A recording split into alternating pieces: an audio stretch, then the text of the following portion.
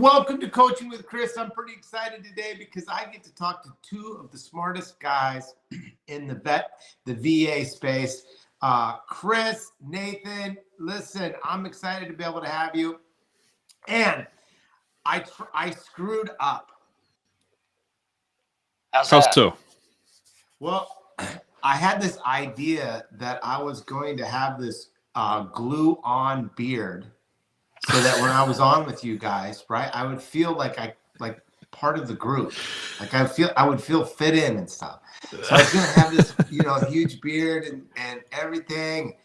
And then I got busy and I'm like, oh, I don't have the beard. So I tried to get Amazon to deliver it to me today and it didn't happen. So I guess I'm gonna go with I had to shave. I love it. Had to is probably a bit of an aggressive statement. It gets pretty fuzzy up here. And then my wife makes comments like, you don't have hair. Like, you're not fooling anyone. Can you grow a beard, Chris? I've never tried. I hate No Shave November because a lot of my guys do it. And some of them, they shouldn't even try. Like Rob Barron tried to grow a mustache. And, he shaves it off here in a couple days. But you can still barely see it. It's a month in. I feel that. I would not. I had this little goatee for the longest time, right? And it wasn't until I really started hanging out with Christopher Griffith a little bit longer. He's like, go for the full beard or give up. Like, and that statement, by the way, I mean, I started growing the goatee when I was 16. I just always had it, like this little, and always. And so when he said like grow the full beard or give up, I went, oh wow, that just struck at my teenage years. Like 20 years of my life I was just told like jump in or stop. And so I give this all to Christopher. Like I have to trim it down though, because my wife would never allow for that he doesn't poke at you, he pushes you and he says I love you and shoves you in the pool. And it's like that's how he tells you he loves you. Well, today we're going to be talking a lot about vetted VA, but I think first of all, for everybody who doesn't know you guys, how did you guys start in the mortgage business in the first place? Like, give us a little bit of a journey of how you started. Nate, you want to go first? Sure. I started in 2000. You again? This one's actually, he's honoring me. He's allowing me to go first. I love Christopher and I will let him talk because honestly, the heart of everything we do at Vetted VA started with him getting angry and making a change. And nice. I'm along with that ride and that partnership. But my lending career started in 2007. I have this amazing ability to choose the worst time ever to jump into something. And I've done it time and time again, but I started because I was a manager at Starbucks and everybody was buying homes in 2006. They could just buy homes. And I was like, I could buy a home. And I did it. And I was like, wow, you can make a lot of money doing this. And my wife and I thought, wouldn't it be awesome if we could have kids and she wouldn't have to work and I could provide for the family. So yeah, my timing was awesome, May of 2007, but it got in my blood and I love it. I started as a broker with a small shop in Salem, Oregon. And didn't know any better, didn't know any different, and I loved it. And so I was in there for about 4 or 5 years with the market. I did make a change out of it, but came back in a trading capacity, was called back to build online CE, and did that for a little over 4 years, but that's how I met Christopher. Sure. Oh, cool. Yeah. Awesome. How about you, Chris? So 2012, I was medically retired from the Marine Corps for nothing cool, well in advance of what I wanted to happen. Didn't know what I was going to do. Like most vets getting out of the service, you kind of flounder around for a little bit until you sort it out, even though you have a couple different ideas or plans, I guess, in mind. My mother and my stepfather had a mortgage brokerage that had been around for a long time, and they were in the process of wanting to transition to a full delegated shop, so mini core then full del. I moved to Colorado with my family. We lived out just south of Denver there, little town. Lived out there, started as his loan officer assistant, did that for 6 months. He was about ready to fire me. I was about ready to quit. So we decided I'd become a loan officer, which worked out really well. Got into brokering at that point, originated, built a business up from really the core training strategy. I didn't know any better, right? So I started calling agents like crazy. Sitting down with them and then following up with them, and very quickly built a decent portfolio. We transitioned to mini core about 1.5 years in, full del about 3 years in. And then it just kind of got to the point to where I didn't, at that point in my career, with the way that I wanted to represent each consumer, I didn't feel full Dell was the best route for me to go. So transitioned out of my family's company and started my own mortgage brokerage. Oh, cool story. So then, Nathan, you kind of led into it, but someone got pissed off. Someone had a movement, a start, and like, hey, look, listen, I want to do something about it. Like, walk me through that little journey and how we get to Vetted VA. Well, I will say, before you go, Christopher, let me just put my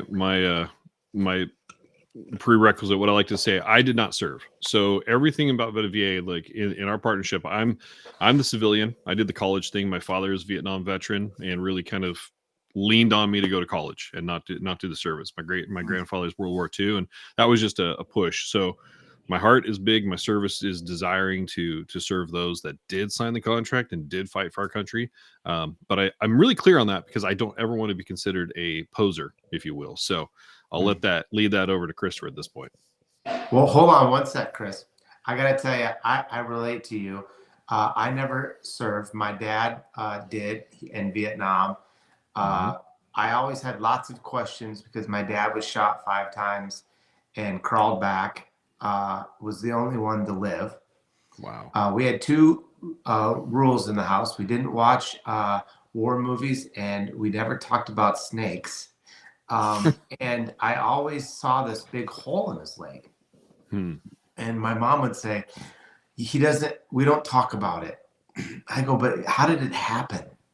And when my dad passed away, I got his Army outfit and all of his Bronze Star and Purple Heart and all this stuff. And so to this day, I cherish that, but I can't relate to it.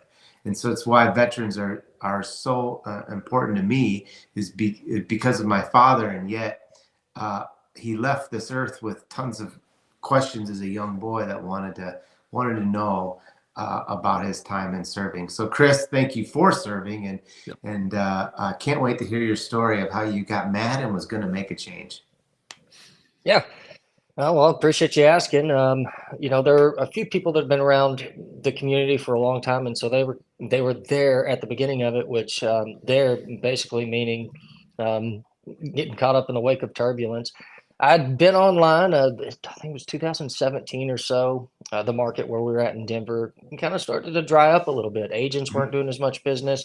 I never thought the process for a consumer was congruent, going to an agent and then immediately getting bumped over to a loan officer. So I thought I would do what a lot of vets did and spend a bunch of time in Facebook groups. Only what I was going to do there was answer questions, make sure people knew how to accomplish some of the goals that they had, overcome some of the obstacles that they were facing, and had someone kind of by their side to walk them through it without it being predicated on transactional relationship in any way, shape, or form, right? It was just I could help, so I did help kind of a thing. And what I found out was the majority of professionals out there used any questions that came up or any desire to talk about the housing market as a leadoff kind of a point, like a trigger lead, to start prompting them to do business with them, even before they offered any help or support or answered a very direct question that led off with. And so that began to irk me a little bit. And then very quickly after that, we got into what would later be described as loan churning and then cash out churning. And I would say I got pissed off. I was upset because here are all these people that had fulfilled an obligation of service, a contractual agreement, right? And had great questions, and they were just being used. They were just being treated as pieces of meat. And, they've already been that route. Like, come on, these guys guys and gals deserve a little bit of a break. And so I started, listen, when you put any Marine watching this, maybe the Army too, but any Marine watching this will understand, when you ambush a Marine, they've got one move and that's it. And that's turn in, fire, and start moving at you. That's exactly what I did. I got fed up with the bad actors in the industry. So I started to confront them anywhere and everywhere I found them, online, in physical, places. Went to the VA Lenders Conference and kind of put a company, I'm not going to name names on this thing because I'm trying to, Are you trying to be politically correct? I'm trying to grow, Chris. Everyone should grow. Well, and I'll tell you why here in a second. But Name names, called people out, and I just went to war with them. I was fed up and I was mad. I was emotionally angry at all of the people that I saw that were claiming to be these great people or these huge supporters of vets, and all they were about were themselves.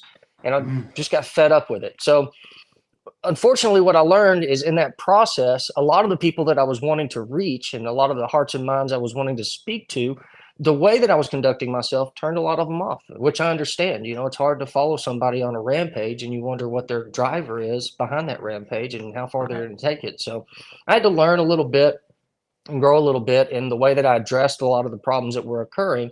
And I did. And well, one morning I woke up, was having just like it usually started on Facebook, in some random group, and some guy who I knew pretty well popped off some stuff and I think made the skin in the game comment or some nonsense like that. And I just got mad. And I went on Facebook Live and I told everybody, you know, look, here's all of this bad stuff that's happening in the industry. Share this, get the word out. If you're a vet, don't settle for this type of behavior. And video went pretty far and wide. I hammered on a few people in it as well. And woke up the next morning realizing, like, man, if I don't do something about this, I'm just another guy complaining.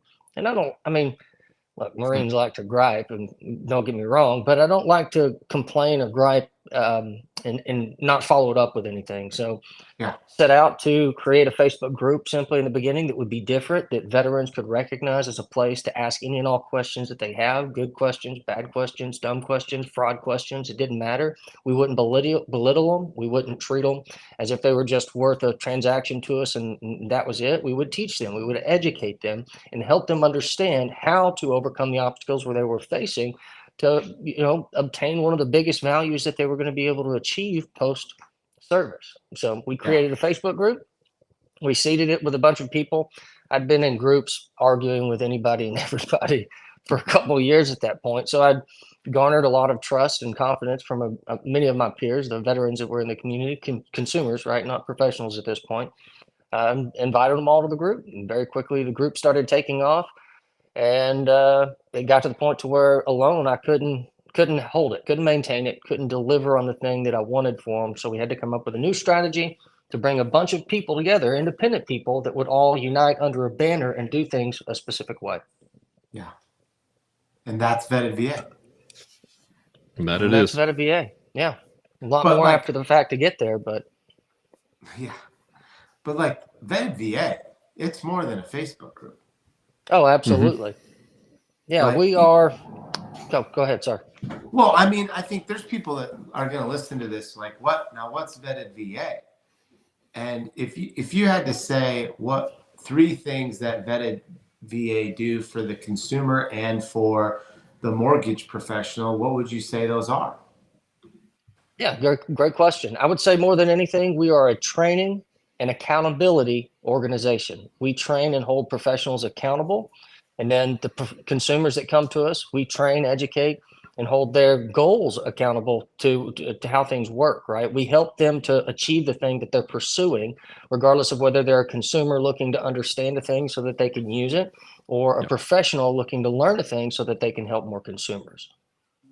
Right. So let's go on the professional side first. And I think it's important because probably more professionals are probably in the mortgage industry are probably going to listen to this. But then I think it's important that the consumer, because maybe a consumer would listen, but go to the professional side. So you said one thing, accountability. How do you guys view accountability in the Vetted VA space of working with originators across the country?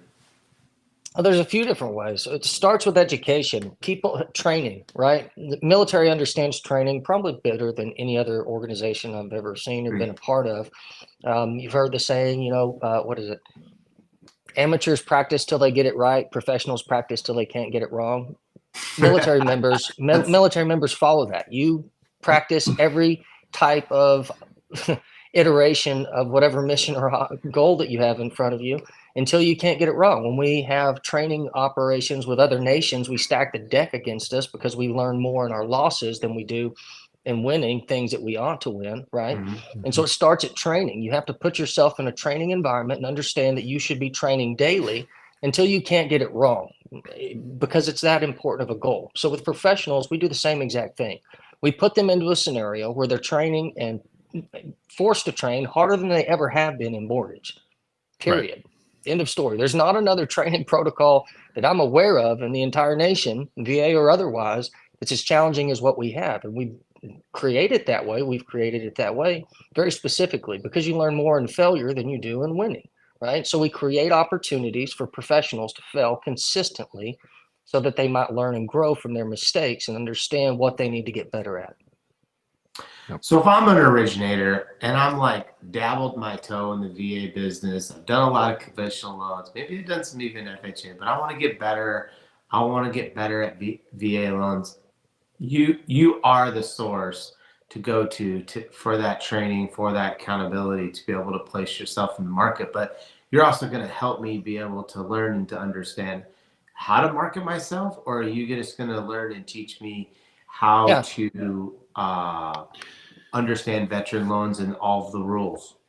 So there's a couple of key components there, right? So it was early 2020. Christopher and I were looking at this group and thinking, how do we actually train this? And coming from a little bit of a training background, I went, well, most training and courses are built on the philosophy or the theory that the teacher, the trainer, actually carries into the topic. But how do you get away from that? Because philosophy and training really come from experience. Right. And the 3 E's of VA are education, experience, and exposure.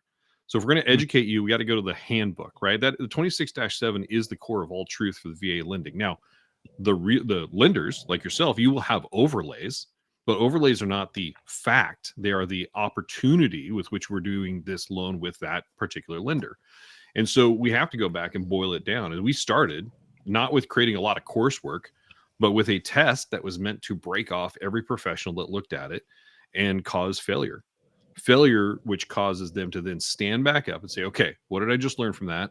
Let's go again, right? Just what Christopher was talking about. We train until we can't get it wrong. And so that test really encapsulated about 400 test questions written from the handbook, broken into 6 test takes, where they literally had to pass it at 90% or better. And if they didn't, it was right back at it. Open book test too. There's nothing to memorize. Here's a question. Go find the answer. Here's a question. Yeah, but I heard a rumor. Go find the answer. What was that? I heard a rumor. I heard that your test is by far, even though it's open book, is the hardest. Yeah, I'd like somebody to chime in that's watching this and just confirm that, but it is. We've heard that over and over again that this is. I love it. Causes most people to pull their hair out and look more like Vincent than Griffith. Oh, here we go, bald guy jokes again. So I got to go through this module. There's training that happens. Then I got to take this test, open book, right? And then I'm able to go to the next section, or? Yeah, so we migrate people's education in a couple different ways. In the Marine Corps, you use the phrase crawl, walk, run, right? How you're taught things, so it gets you up to speed. We start in theory. Everything works in theory to some degree, right? But once you get to reality, things are quite different. So we walk them through the theory-based modules that we have. We send them through the handbook test because at the end of the day, the only weapon that a professional has to serve consumers are the source guidelines, right? And those exist in a few places. You have the handbook, you have the selling guide, you have circulars, and you have a couple manuals, right? So we put them into a challenging environment in the source guidelines to make them spend time there, to make them learn to manipulate it, get muscle memory, get rid of any anxiety that they have about going to the source each and every time that they run into something that they're uncertain about, right? And this basic movement, this function that they're learning through that process of failure is to get comfortable with the handbook, get comfortable with the sources. And this is incredibly important. After we've migrated them through the theory-based protocol trainings that we have, they come into what we have as a private Facebook group. We're just shy of 80,000 total consumers in this Facebook group. And in this group, we have them moderate. They answer questions. They reply back to comments. They help ask additional follow-up questions so that the consumer may expose some other things that they're not aware of peripheral to the main topic that they're learning about. This experiential type, exposure type of training allows them to get into an immersive environment where they're going to run into scenarios they might not see in 10 years of originating, right? Yep. We expose them to moderating, and they moderate in squads, and they all we have 8 squads. They shift days of the week every day. but they're required on their squad day to participate in active moderation, and we track their engagements to ensure that they're doing so. And this is a really unique and incredibly important part of our training because it allows them to get comfortable. You're like, earlier you said, hey, so you teach them how to speak to, how to market to, or approach, and what voice to use with veterans. Yeah, we do, because we integrate them into a community where they're required to learn the different acronyms, where they hear the conversation about the difficulties surrounding PCS, where they see husbands or wives trying to buy a home with their family while they're deployed with their family back at home, and how all of that works. So we're exposing them and getting them experience around real life scenarios that are going on where they're charged with helping the veteran overcome those obstacles, even if they're not the ones financially benefiting from it. I get the name now. Like, you vet all of these mortgage professionals before you let them into your private group, of which then provides them opportunities and leads. Did I got this right? Kind of. So vetted, the term vetted, a lot of people use it. My background in the Marine Corps was counterintel, human intel. Human intelligence is the only form of intelligence out of like 10 to 12 different styles of ints in the military that consistently answers the why for a commander. When buying a home, the why is incredibly important to the consumer. You can tell them a lot of things, but if they don't understand why this or that, or they can't or they can, right? They can inform a reasonable decision for themselves. And so we want to empower consumers to be able to choose for themselves, right? Vetted is a past tense word in most people's understanding, but for us, it's not. It's a continual test of veracity to ensure that each and every step there is accountability behind action, right? And so in the human intelligence community, vetting is a really important thing, because you have to make sure the source of the information is accurate, the information's accurate. You have to take emotion and all of those other pieces out of it that don't factor into the equation, and just have a fact-based explanation of things. So they moderate in our Facebook group, right? There's no ability for them to solicit. There's no, hey, I've been a professional for X, or hey, I'm over here in X, or we don't even handle questions that say, hey, I'm looking for a loan officer in Michigan. Who can help me? We don't even post those kind of comments up, because we don't want to massage any motive or any thought that a consumer might have watching that we're there to garner business from them. Right. We created a map on our website, and the map's original point and purpose was so that when the veterans ran into questions that were too personal, that didn't need to be shared on Facebook, or they had to have documents looked at that didn't need to be sent over Messenger or in a picture, that they could reach out to the individuals closest to them and ask a specific question in a protected and secure environment. So the map was originally constructed for that reason. That said, the trust and rapport that we build with the military community is such that more often than not, they're going to the map to locate professionals near them for professional services. But it's a byproduct. Yeah, we don't care if we create leads for anyone. They're not leads. No, because they're your humans with problems. Correct. Yep. Yeah, I get that. And vetted being the past tense, where yesterday I vetted you, today I'm vetting you, and tomorrow I will vet you. And so that is the consistent and regular process of affirming. And where Christopher is going then, once their service standards are in play, we ask for reporting. So we check out everybody who's in our group, a monthly report system, where we then verify, backstop, and compare that they are serving to the best of their ability, making sure they have reports too, to understand where they sit in the field of service, lending, and our real estate and realtors that are a part of this. They're getting reports too, understanding that, hey, the people they're working with, how they're being served, is that to the very best that they can be served? What questions should they ask? How should they be addressing that? Should they be sharpening their pencil in their pricing? How do they actually impact time, distance, and direction the veteran or the active duty service member that they're serving with this VA home loan in their particular geographical MSA? Yeah. How do I get involved? How does someone listening to this say, okay, I want to get involved? I would, before I'm going to hand it to Christopher, I'd say this, that Veta VA has, we started around that group started in 2019. The testing, the vetting really kind of took a high impact in 2020.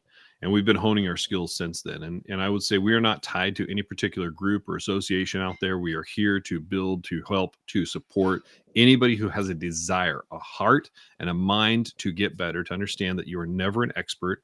An expert is one that says, I still have more to learn. I still have farther to go. And so that's why we're here. We are here to train and support and engage.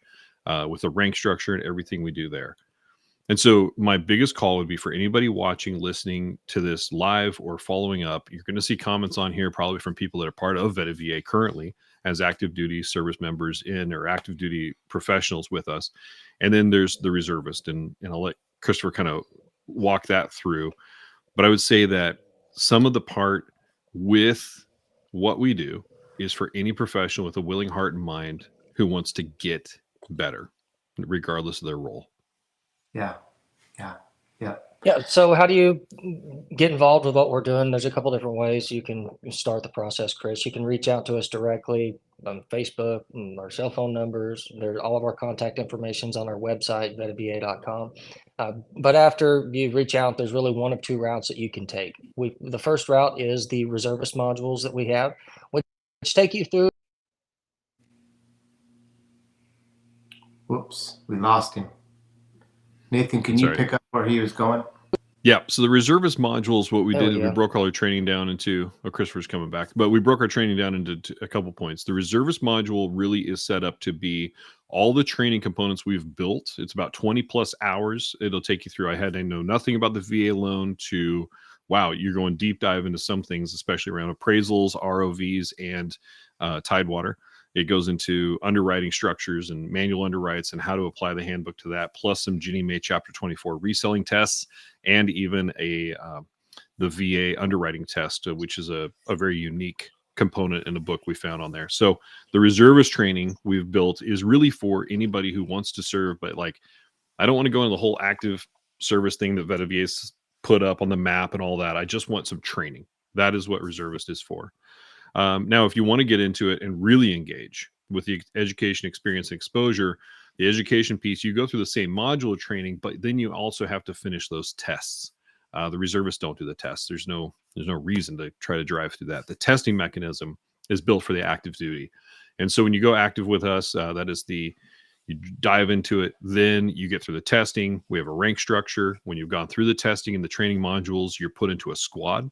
Those squads have service. There's 8 squads. So once every 8 days, you are in that group, you're moderating, you're engaging, and you're building relationship and serving, and then follow through with that. So we laid this all out. And I think somebody mentioned on the page here in the chat below, there's a professional page, which I'll go ahead and link in that chat too, if you're interested. We kind of lay all this out there for you. Yeah, please do. And I'll say this too, Windsor you've built up a great reputation for serving and for supporting and trying to embrace the veterans process through this. Like some states, they allow you to waive escrows early on for 100% disability. You guys adapted that really early in the game, even before it became what it is now and more people knew about it. And so if anybody's even interested in the reservist training, we want to offer a discount. We'll put a link on here, and just use the code Windsor, and it'll get you $100 off our standard reservist training. But I appreciate you and appreciate the time and the opportunity to spread this message. Christopher, you back on? Yeah, I had a phone call come in, so apologies. I guess it booted me for a half second, but great explanation, Nate. You really nailed it down there. Thanks. I would say for anyone listening to this, you need to have a proper expectation. I think expectation setting is incredibly important in our industry. And so I want to set that expectation for you right now. If you join our organization, expect the hardest training that you've done since you've been in the housing industry. Expect failure. Expect that you will grow. Expect in 12 months of training with us that you're going to be better than probably 95% of those in housing that work with VA loans. We don't care if you're a veteran. We don't care if your dad served, if your mom served, what it is. We care about your heart. We want to find the people that are willing to put themselves through the work that it takes to truly become technically and tactically proficient at what they do, because not many people do. A lot of people like to say that they do, or they take these little courses that give them some sort of logo or insignia up to put in their signature line. But with us, we're going to force you to train and fail until you become much better than you are today. You know, I got a question. What's next for you guys? Like, you're doing such an amazing job. You've built this amazing It's a great question. piece. What's next? So 2024, our biggest agenda for 2024, we spent this amount of time building up our training protocols, building up our people that are a part of and have gone through certain rank iterations, because we have different rank progressions. Some of them you have to be in for a couple years before you can reach them. But we've also built courseware that we label COTP, or our community outreach training programs, right?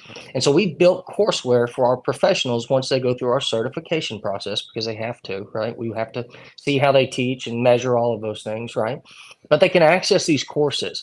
It comes with a course. It comes with a facilitator guide where we give them handouts, things that they need to put in some of the hands that are going to be people sitting in these classes. But our big agenda for 2024 is to now put our body of trained professionals to work out physically or digitally teaching in their local markets, so that we can begin to ensure that those people that really don't know what they're talking about in the industry aren't the loudest, aren't the ones that are most prevalent, aren't the ones being heard and learned from. We need veterans and we need professionals that know the truth behind VA lending. So that's going to be our biggest agenda for 2024, is beginning to teach in larger communities out there, physically or digitally, to ensure that people have access to the information. I'm just like saying this, but I'm sure it's true. I'd like to hear you guys say. I mean, I feel like your voice in the VA space, and even in the movements of what's happening in mortgage in Washington, D.C., I'm assuming your voice is starting to become bigger and bigger and bigger into that VA space. Would you say that's true? I think so. Part of the problem with how I came on scene, one thing that we learned this year at the VA Lenders Conference is not even the VA has a training program that they love to teach the people that work at their regional loan centers, right? And so we had a rough conversation with them about what that could potentially look like, or would they ever outsource training to another organization to put something together, or if they have something put together. We showed them what we have. They admitted that it was better than anything they had. But part of the roadblocks that we still run into today are some of the things that I said in the beginning, and my posture in coming onto the scene. I really look like somebody who was after tearing things down and bashing things up a little bit more than I did as someone who wanted to fix and repair and rehabilitate an industry that had gone sideways for years to that point. So I think that there is plenty of opportunity for us to continue on a macro level to influence some of the dialogue and things that are occurring. At the VA Lender Conference, I knew that VA loan churning was a thing, but I didn't have anything to validate it. I didn't have data to point at to say, look, here's what I'm talking about. That's why we created the VTB process, where we consume all of this data internally and compare it against HMDA. It's why we look at consumer financial data. It's why we look at default data. We look at census data. Like, we have custom dashboards that help us to view this information so that we can identify some of the problems before they're at scale, and hopefully better inform even organizations like the VA themselves, so that more timely decision making can be had. So it's our hope to continue to grow and scale and influence things in a larger capacity. It's our desire to be capable to do that in an incredibly unique way. We worked very hard to this point to get into a position where someone like you, Chris, might say something like that. Not again because that was the goal, but that was the hope, right? That was the hope that we had, that we would begin to proliferate, because the reality is we have an entire industry of professionals, and the majority of them need to be retrained or trained for the first time. Many of them never had training on it. And I will follow up and just say that the voice that VetaVA is earning in the marketplace is not the voice of Christopher and Nathan. We are helping to drive some things forward. But honestly, I want to replace in fact, there's some people that are commenting on this live, like Ryland Maddox, Jerry Holland, Sam Royer, Andy Trino.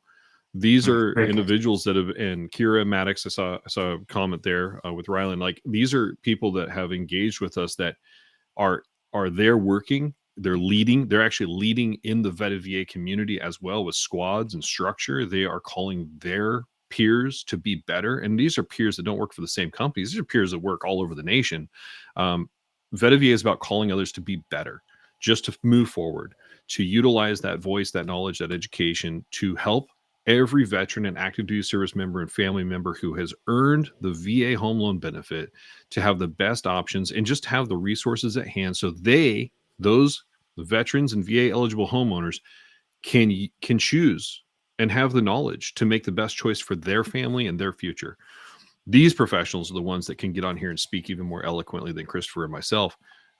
We just want to help give them a better stage with all the information, so that when they get a chance to stand in front of whomever it will be in the future, They have the knowledge and experience and the backing of a community that is with them lockstep. Yeah. Yeah. No, I'm sitting here thinking, what a cool company you guys have started, and look who's all involved, just like all the many names that you just mentioned. I know probably Sam the best out of those, but what a legacy you're going to leave down the road. What better originators are you going to make? I think, back in the old days, you're like, I remember when I first started, they're like, all right, Chris, here's the deal. We're going to learn this product first, then we're going to go to this product, then we're going to go to that product. By the time you get to VA, you're like, yeah, I got it. What? You can loan up to 100%? Yeah. What's the difference between regular and a disability veteran? Oh, yeah. Let's go. I'm VA trained, and it's so much more than that, so much overlays. And, as a lender, we have frustrations too, because it is an unfair playing field on a Jenny ticket. And servicing Jenny loans and overcoming delinquency, and us having to support delinquency, because difference between conventional and a Jenny is that we pay the offset in delinquency and then wait to recollect. Yes, down the road, you could get recaptured back through foreclosure, et cetera, but you have to offset that cash flow. And I think one of the questions was helping on departing residents. And the reason why overlays don't get handled so quickly on a Jenny ticket is that we have to evaluate risk, because risk is cash flow. And you're like, well, that can't be that much. You're like, oh, let me tell you some of the checks that you get to write every month to offset delinquency. And, I feel like the VA loan is one of the best loans out there. Dang sure. I'm sure you're doing tons of training, and I don't want to skip this section, because I think one of the greatest jumbos out there is the VA jumbo. And I think a lot of lenders forget to ask the question, are you a veteran? When starting that conversation of it. I don't know if they judge. I don't know what happens, but like, how could you have missed that question?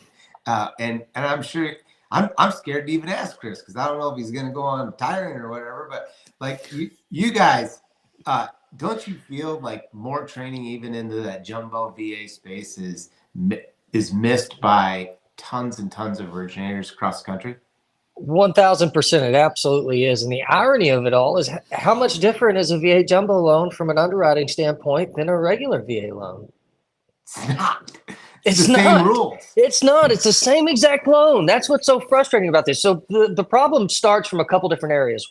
In other lending loan types, it is different. It's a completely different process. You have different guidelines, different buyers, all of these different things. With VA, it's not. It's the same exact thing. So you have professionals, loan officers that don't really know, and so they share bad information, or they assume something can't be done instead of looking it up or asking around, right? Calling the RLCs. And then you have real estate agents that just don't know. Don't take this personal if you're a listing agent out there, but listing agents, y'all are one of the biggest reasons veterans don't use their VA entitlement, because of a past experience you had, or because of a past lender that you worked with that had massive overlays. Like the last time I went and looked at buying a house, and I told them it was a $1.5 million house. I told them I was going to be writing a VA offer if I wrote an offer.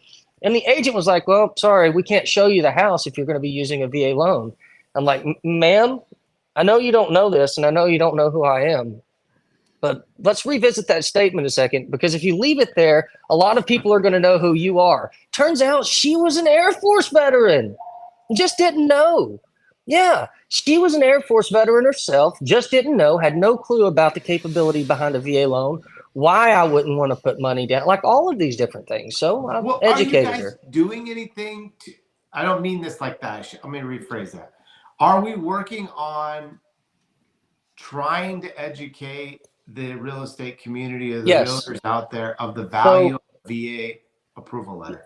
Yes. So the COTPs, the community outreach training programs, we're working on getting those certified for continuing education for real estate agents. That way the loan officers or other real estate agents in our community can go out and teach those classes and help inform them. We encourage all our members to go to their boards that are in their local areas, to visit their VSOs that are in their local areas, to give the handouts that we've created, We have an 18-page home buyer guide, Nathan, that goes into really more training than most of the professionals have had, and it was intended to put in the consumer's hand.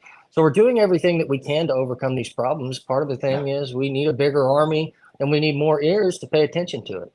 Yeah, I'm proud of you. You didn't freak out when the agent said that to you. I mean, did you G-rate that statement?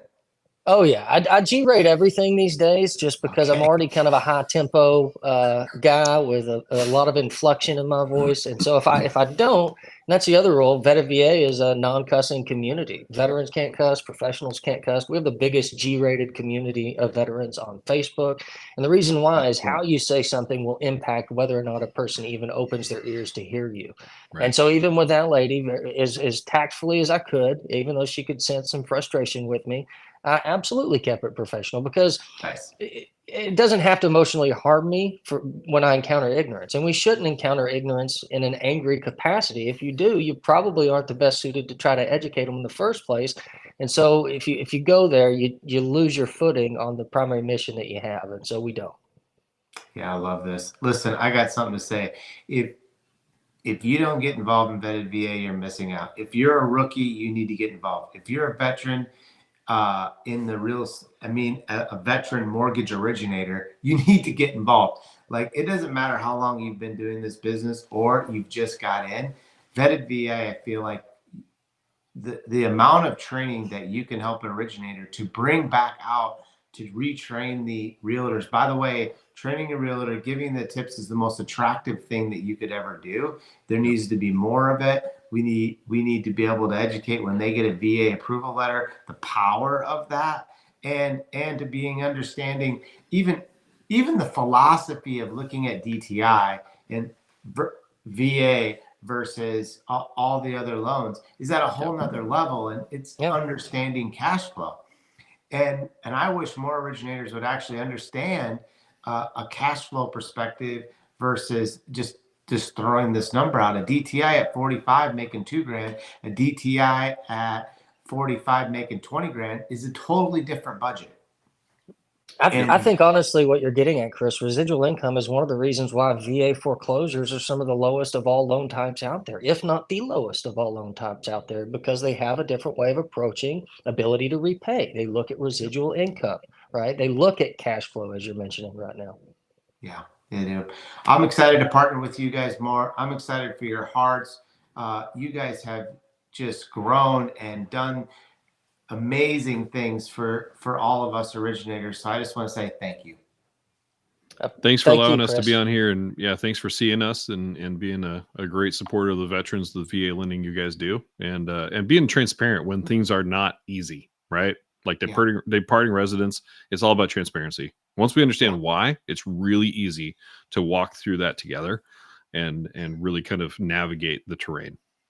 No, I appreciated the conversations around the Jenny ticket, and that's one that a lot of originators don't understand and get into, understanding why certain lenders have certain things and others don't, and why even some lenders don't have it and then do have it and then don't have it again, because we understand that y'all have to manage risk, and we think that that's an incredibly important thing to have diverse lending environment where everyone gets to manage their risk appropriately for the time that they're in and make the best decisions they can. But we appreciate you having us on your platform, giving us a microphone to visit a little bit into, and any support, any desire that you have to work together, we'll certainly show up and put in the time with you.